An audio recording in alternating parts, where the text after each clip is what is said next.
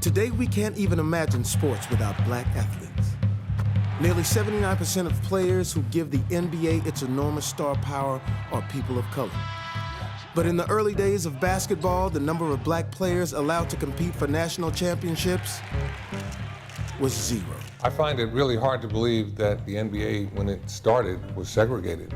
African-American ball players growing up think that there was always an opportunity for them in basketball, and that's not true. See, these young guys think they make $20 million a year because they can play.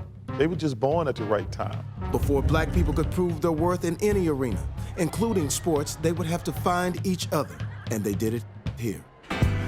From generations of poets, the first to the last. That's right. Harlem has ensured her future. To make it, you had to get to Harlem. Harlem did not have a professional baseball team, did not have a professional football team, but it did have a professional basketball team. They were like gods. When they come around, everybody wanted to meet the ball players. If you were on the Renaissance, you were on the A#1 team.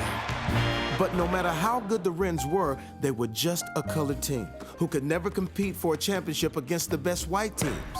Out of the blue, an invitation arrived. America's basketball players gather in Chicago to pry the lid off the first World's Championship for professional tossers. It was the biggest arena the game of basketball had ever seen. When they came out, it was pandemonium. You could smell the sweat. You're right on top of the action. When you play against white ball players, what are they going to do? Play basketball? They want to kill you. They played very well together. There's a thing we had with that rhythm. It was like an orchestration. The world knew at that moment they were seeing the two best basketball teams in the world. This history has been written and rewritten by people other than African Americans. I think that you don't get a sense of the glory. If you could go 30,000 feet up and look at the world as it evolves, that was the beginning of the evolution. They changed the game, they changed how the world saw the game. All the older guys, we couldn't thank them, enough for what they did. Basketball soul, Harlem, son, second to none. On the shoulders of giants.